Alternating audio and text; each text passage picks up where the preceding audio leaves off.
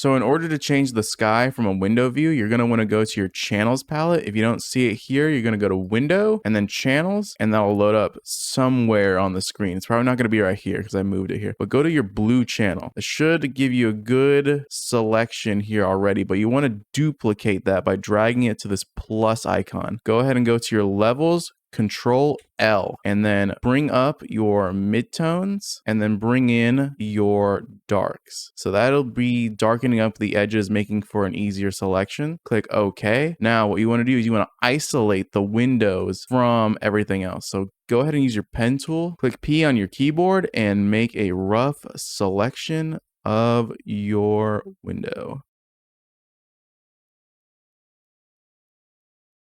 Now that you have a rough path of your window, click Control Enter. That'll make it into a selection. Go ahead and invert this selection, Control Shift I, and then Shift Backspace will bring up your fill, and then fill that inverted selection with black, leaving only the window view. Control D to deselect, and you want to dodge and burn all of this gray area, making it just black and white. So go to your dodge and burn tool, which is O. You want to make sure that you're using your burn tool. So press and hold on the dodge and burn icon, and then go to your burn tool. Now you're going to want to be burning with the shadows and not the midtones. So hold down Shift, right click, and hit shadows, and then start brushing. If you find that it's burning too fast, just go over to your exposure slider and then drop that down. All right, now that those edges are cleaned up, you want to make sure that the sky is perfectly white.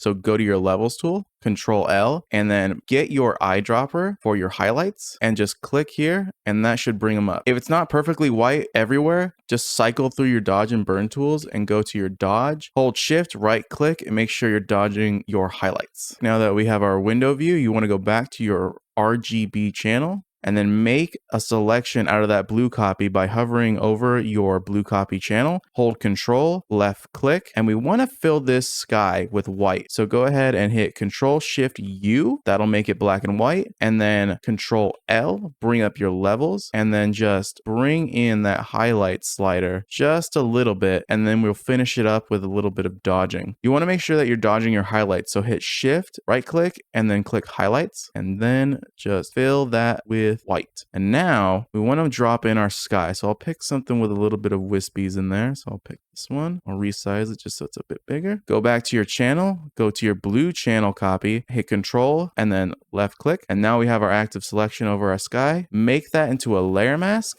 on your sky. We're not done yet. Our edges still look a bit rough. What you want to do is you want to change the layer blend mode to multiply, and then go to your filters, other, and then go to maximum. That'll bring it in just a little bit, but it's oftentimes a little too much. Just click OK. If it's ever overlapping over trees or other objects, hit Control Shift F, and that'll allow you to fade that adjustment. So anywhere between like 50 and 60 tends to look pretty good. If the sky ever looks a bit too bright, you can adjust it in any number of ways, but I'll just use a simple curve. So Control M on the layer, not the layer mask, and just bring it up.